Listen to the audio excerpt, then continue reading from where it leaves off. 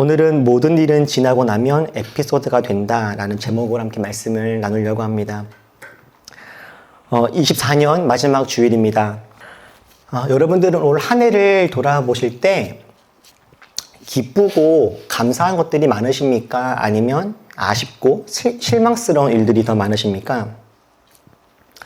사실 이런 것들을 생각할 겨를도 없이 저희들은 하루하루를 바쁘게 지내고 있죠.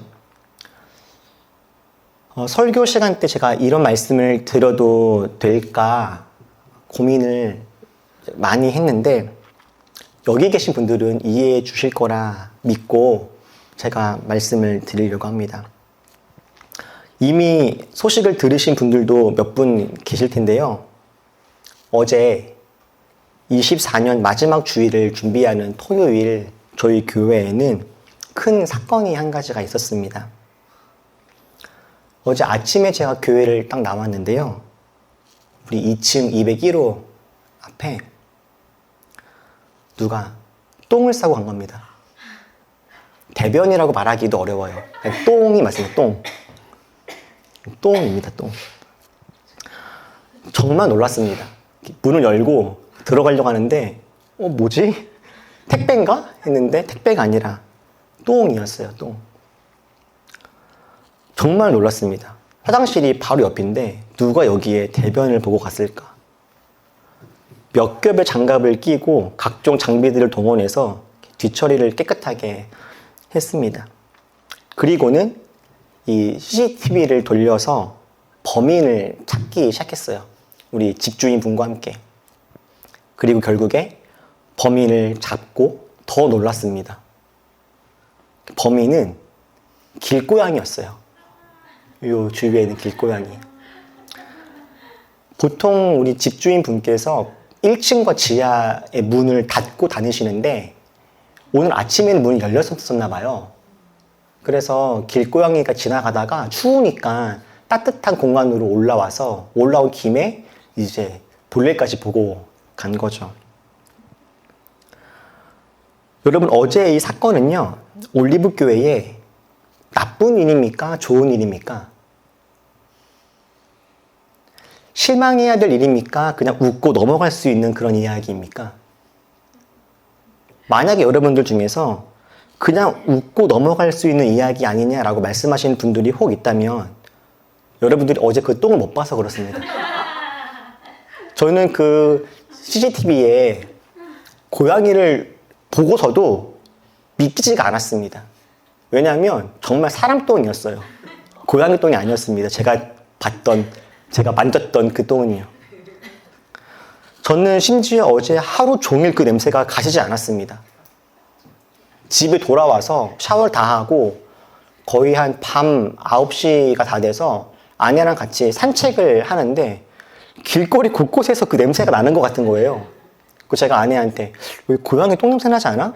이런 이야기를 했는데 코에 제가 밴 것 같기도 하고 웃을 일이 아니었습니다. 여러분, 정말 충격적인 일이었어요. 저는 이렇게 한 해를 돌아보면서 여러 가지 우리 앞에 있었던 사건들을 돌아볼 때 어떤 게 감사한 일도 있고 실망스러운 일도 물론 있을 텐데 이제는요, 어떤 게 정말 기쁜 일인지 또는 어떤 게 정말 실망스럽고 화날 일인지 저는 이제 잘 모르겠다라는 생각이 듭니다. 사실 반은 우스갯소리로 했고 반은 진심이었는데 어제 그 고양이의 그 흔적을 보고서 처음에는요 진짜 겁이 났어요. 사람인 줄 알고 이거 누가 밤에 와가지고 이렇게 여기서 뭔가 지내는 건가. 나중에 고양이인 것을 알고서 마음이 좀 놓이면서도 또 치우면서 막 너무 힘들다가도 웃기기도 하더라고요. 그래서 저도 문득 이거는 웃을 일인가 웃지 않을 일인가 이런 고민이 스스로 들면서 이렇게 피식피식 하루 종일 이렇게 웃으면서 지냈던 어제 저의 모습을 보았습니다. 누군가가 교회에 똥을 싸고 간 것, 유쾌한 일은 아니지만 그렇다고 또 짜증나고 화나는 일이기만 한 것도 아니죠. 한 10년쯤 지나서 우리는 아마 웃으면서 이야기할 수 있는 그런 추억이 될 수도 있겠다라는 생각도 들어요. 좋은 일, 나쁜 일이라고 하는 것은요, 어떻게 딱 하나 정해진 것이 아니구나 싶습니다. 그것을 어떻게 해석하고 반응하는 것이냐, 이것이 더 중요하겠다 싶어요. 그리고 이것을 정말 잘 보여준 사람들, 주어지는 환경이 이것이 좋다, 나쁘다, 실패다, 성공이다, 그렇게 즉각 반응하는 것이 아니라 곰곰이 살펴보고 끝까지 자기의 길을 걸어갔던 사람이 바로 우리가 오늘 함께 보고자 하는 이 동방박사들의 모습입니다. 동방박사는요, 예수님이 이 땅에 태어나실 그때 예수님의 탄생을 알고 축하했던 몇 명 되지 않는 사람들 중에 한 사람입니다. 제가 성탄절날 함께 예배할 때 설교했던 것처럼 예수님이 이 땅에 태어나실 때 예수님이 이 땅에 태어나시는 것을 미리 알고 축하하거나 관계했던 사람들은요, 그리 많지 않습니다. 예수님의 어머니 마리아, 아버지 요셉, 그리고 사가랴와 엘리사벳, 양을 치던 목자들, 그리고 이 동방박사, 이들이 전부입니다. 특별히 이 동방박사들은요, 유대인도 아니고 이방인들입니다. 성경에서 이 동방박사라고 할 때 이 동방은요, 예루살렘의 동쪽 지역을 가리킵니다. 그래서 지금으로 따지자면 뭐 이란이나 이라크 그 근방 어디를 이야기할 것 같아요. 박사라고 할 때 저 박사는 뭐 의학 박사, 물리학 박사 할 때 그 박사가 아니라 헬라어로는 마고이라고 하는데요, 점성술사를 가리킵니다. 하늘에 있는 별을 보고서 점을 치는 사람들이죠. 그리고 이 사람들로 인해서 천문학이 이렇게 발달되기도 했다라고 하죠. 그러니까 이들은 여느 때와 같이 하늘의 별들을 보고서 그 별의 움직임을 따라서 점을 치거나 어떤 사람들의 기륭 화복을 보려고 하고 있었던 것 같아요. 그런데 평소와는 다른 별 하나가 보이는 겁니다. 고대 근동 그 지역에서는 별과 행성의 움직임이 왕의 출생이나 국가의 중요한 사건을 상징한다라고 믿는 사람들이 있었습니다. 동방의 박사들은요, 별을 통해서 유대인의 왕이 태어났음을 감지합니다. 그리고 기쁨과 설레는 마음을 가지고 귀한 예물과 보물 챙겨서 별을 통해 알게 된 그 유대인의 왕을 만나러 먼 길을 떠나서 예루살렘으로 오는 것이죠. 이들이 별을 따라서 유대인의 지금 왕이 태어난 것 같다라고 하는 그 생각을 가지고 먼 길을 나서는 것까지는 참 좋았는데, 그 부푼 기대와 소망과 미래를 가지고 또 설레이는 마음을 가지고 궁금증을 가지고 그렇게 출발했던 그들이 곧 맞이하게 될 현실은 그들이 기대했던 것과는 다른 것이긴 했습니다. 이 동방에 있는 박사들은요, 예수님을 만나서 예수님께 어떤 경배와 축하를 하기 전까지 크게 세 가지 실망스러운 일들을 만나게 됩니다. 첫 번째 그들이 맞이하게 될 실망은요, 그들의 예상이 빗나가게 되었다는 거예요. 별을 따라서 유대인의 왕이 태어날 것이야 라고 하는 것을 감지하고 알게 된 이들은 너무나 자연스럽게 예루살렘으로 왔습니다. 이들이 왜 예루살렘으로 왔을까요? 예루살렘에는 헤롯이 살고 있는 왕궁이 있기 때문이었습니다. 특별한 별을 본 이들은요, 그 별이 유대인의 왕을 상징하는 별이라고 생각을 했습니다. 그리고 유대인의 왕이라면 당연히 왕궁에서 태어날 것이라고 생각을 했던 것이죠. 이것이 그들의 상식이고 자연스러운 생각의 결과였습니다. 유대인의 왕이 탄생할 것을 상징하는 별을 보고 왕궁으로 온 것은 그들에게 있어서는 너무나 당연한 것이었죠. 그런데 왕궁으로 온 그들은 유대인의 왕이 될 그 아기를 만나지 못합니다. 왜요? 아기가 거기에 없었기 때문이죠. 당연히 있을 거라고 생각했던 그곳에 찾던 이가 없고 당연히 될 줄 알았던 그 일이 되지 않는 상황입니다. 기대했던 일들이 곧바로 되지 않았음을 알고 실망하게 되어지는 그 순간, 이렇게 될 거야 라고 기대했는데 그렇게 되지 않는 순간, 예상이 빗나가고 생각한 대로 무엇인가 일이 이루어지지 않는 상황, 그들은 실망을 할 수밖에 없었겠죠. 동방 박사들은 실망만 한 것이 아닙니다. 그들은요, 헤롯의 왕궁으로 간 다음에 거기에서 위협도 받습니다.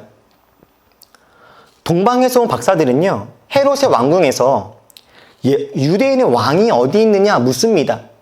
그런데 그 물음을 들은 헤롯 왕과 그 헤롯 왕 주위에 있는 많은 신하들의 표정과 분위기가 너무 이상한 겁니다. 성경에서는 헤롯 왕이 이 말을 듣고 당황하였다라고 나옵니다. 개역 개정에서는 소동하였다라고도 번역했는데 이 당황하다, 또 이 개역 개정에서 소동했다라고 번역되어져 있는 이 타라소라고 하는 이 헬라어 단어는요, 크게 놀라다, 심히 두려워하다라고 하는 의미입니다. 그러니까 지금 헤롯과 주위 사람들은요, 동방 박사들이 유대인의 왕이 될 사람이 어디 있느냐라는 말을 듣게 되었을 때 마치 그들은 평소에는 절대 사용하지 않는 어떤 금기어를 들은 것처럼 서로 깜짝 놀라고 두렵고 경계하고 기분 나쁜 상황을 맞이하게 된 것이죠. 그도 그럴 것이 지금 유대를 다스리고 있었던 헤롯의 왕은요, 원래는 유대인들의 왕이 아닙니다. 헤롯은 혈통적으로나 문화적으로 유대인이 아니에요. 그런데 그 지역을 강한 군사력으로 통치하고 있었던 로마의 황제가 헤롯을 유대인의 왕이라고 임명을 했던 상태였던 것이죠. 그래서 헤롯은 로마의 왕으로 인해서 유대인의 왕으로 임명받긴 했으나 그곳에 함께 지내고 있는 많은 유대인들에게 왕으로 인정받고 있지 못한 상태였어요. 헤롯은 유대인들이 언제 폭동을 일으키거나 자신을 쫓아낼지 항상 경계해야 하는 상황이었습니다. 그래서인지 헤롯에게는 유대인의 왕이라고 하는 칭호가 매우 민감한 주제였어요. 지금 자기가 유대인의 왕이라고 하는 공식적인 자리에 있기는 하나 사람들은 누구 자기를 왕으로 인정하지 않으려고 하고 언제 반역이나 나쁜 일들이 일어날 가능성도 항상 존재하고 있는 그런 상황이었으니까 말이죠. 헤롯은 자기 왕위가 위태로워질 가능성에 대한 이 정치적인 불안, 원래 의심 많고 잔인한 성격으로 인한 심리적인 불안감, 유대인들과의 종교적 문화적 갈등으로 인한 이 상황적인 불안 속에 항상 놓여 있었는데 이 동방 박사들이 툭 하고 뱉은 유대인의 왕이 어디 있습니까? 라고 뱉은 이 한마디에 이 발작 버튼이 눌리게 된 것이죠. 헤롯은 그 이어지는 7절 말씀에 보면 동방에서 온 그 박사들을 가만히 불렀다라고 합니다. 그리고 캐어 물었대요. 자연스럽게 불러서 천천히 물어본 게 아니라요, 가만히 불러서 하나씩 꼬치꼬치히 물은 겁니다. 다른 사람들은 알지 못하게 하려는 속셈이죠. 은밀하고 비밀스럽게 일을 꾸미려고 하는 이 모습, 음흉한 모습입니다. 왜 헤롯이 박사들을 가만히 불러서 왜 꼬치꼬치 캐물었습니까? 우리가 많은 분들이 이미 알다시피 헤롯은요, 그 왕이 될 존재라고 하는 그 아기를 어떻게 하고 싶었어요? 죽이고 싶었죠. 그런데 그냥 죽여서는 안 되고 사람들이 알지 못하게 죽이고 싶었던 것 같아요. 헤롯의 그런 좀 기괴한 분위기, 이상한 모습이 동방에서 온 박사들에게는요, 위협으로 느껴졌습니다. 헤롯의 이상한 이 반응을 보고서 동방에서 온 이 박사들은 지금 일이 뭔가 이상하게 흘러가고 있다라고 하는 생각을 하게 되죠. 제가 이 상황이었다면 잘못 왔다, 괜히 왔다, 저라면 이런 생각을 했을 것 같아요.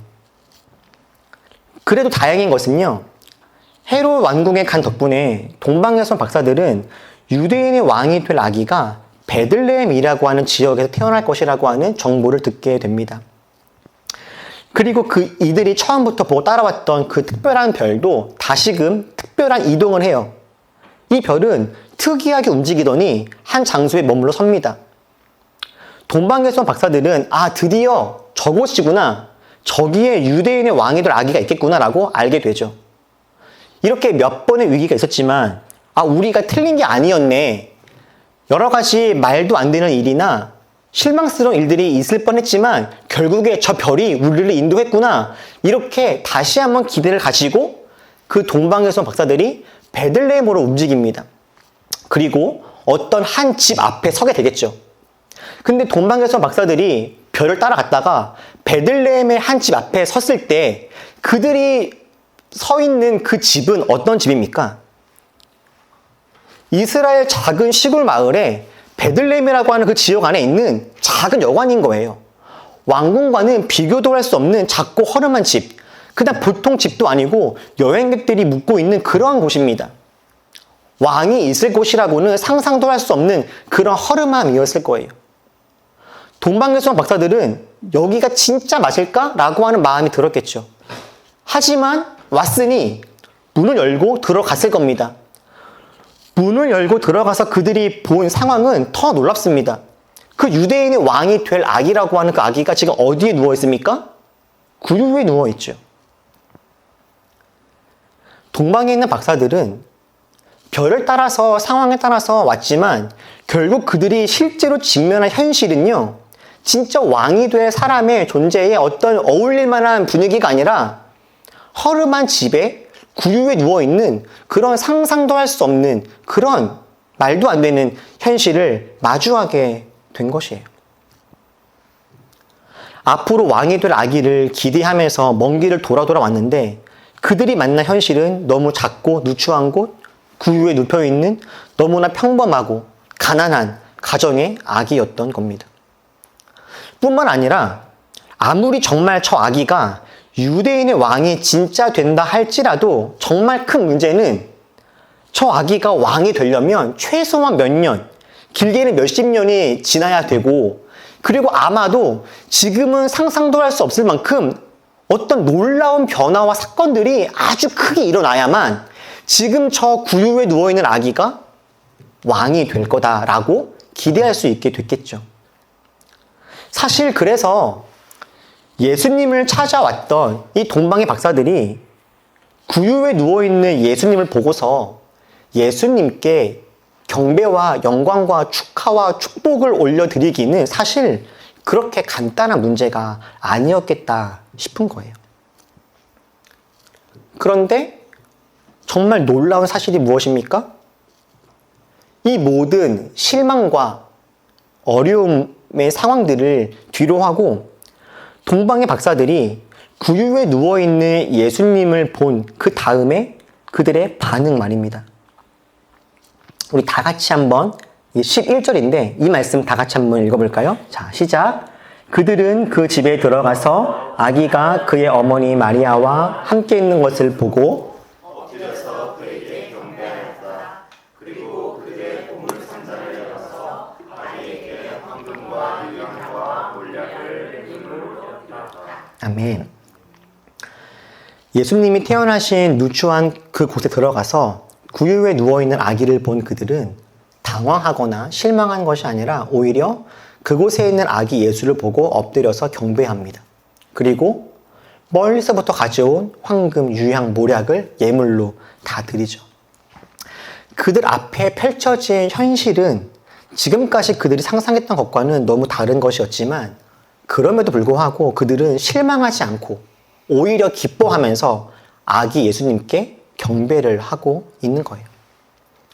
여러분, 어떻게 이들은 이런 상황에서도 불구하고 실망이 아니라 기쁨과 경배를 할 수 있었을까요? 이 동방에서부터 온 박사들이 처음부터 끝까지 이들이 주목했던 것은 건물의 화려함이나 사람들의 표정이나 분위기, 환경의 어떠함이 아니었기 때문입니다. 동방에서부터 이들이 떠나오면서 이들이 끝까지 주목했던 것이 무엇입니까? 동방의 박사들이 처음부터 끝까지 이들이 주목하고 있었던 이 한 가지. 별이에요, 별. 이들은요, 건물이 어떠한지, 사람들의 표정이 어떠한지, 환경이 어떠한지, 아기가 어디에 누워있는지 이걸 보고 온 것이 아니라 이들이 따라온 것은 별이었습니다, 별. 자신의 오래된 생각이나 왕에 대한 상상, 눈에 보이는 현실이 너무나 실망스러울지라도 별이 있는 곳에 왕이 있다라고 하는 그들이 애초에 갖고 있었던 그 믿음, 그 사실 하나를 붙잡고 끝까지 그곳에 와서 예수님께 경배할 수 있었던 것이죠.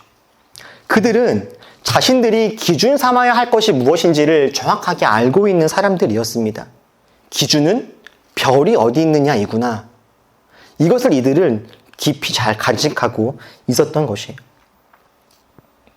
사랑하는 우리 올리버 여러분, 여러분은 올 한 해, 올 1년 어떤 한 해를 보내셨습니까? 좋은 일도 있고, 생각해보면 아쉬운 일들, 어쩌면 조금 실망스러운 일들이 있었을 수도 있었을 거예요. 상상하고 기대했던 것과는 다른 현실을 마주할 때가 있습니다. 소망과 설렘을 품고 새로운 길을 찾아갔다 할지라도 예상과는 다른 것들을 만날 때가 있죠.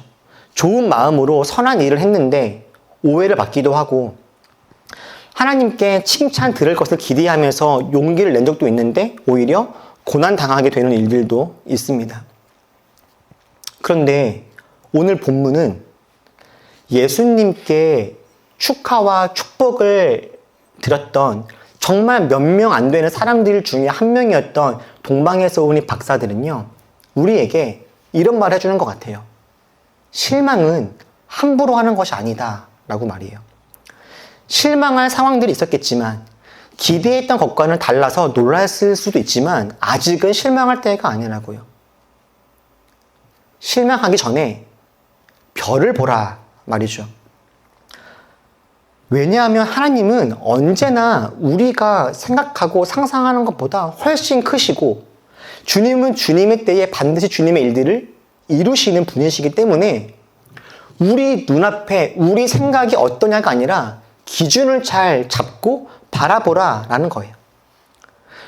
저는 오늘 설교의 제목이기도 한 모든 일은 지나고 나면 에피소드가 된다, 제가 지은 문장이 아니라 저희가 7월달 함께 읽었던 시각장애인 조승리 씨의 에세이 이 지랄맞음이 쌓여 축제가 되겠지, 그 책에 등장하고 있는 문장인데요.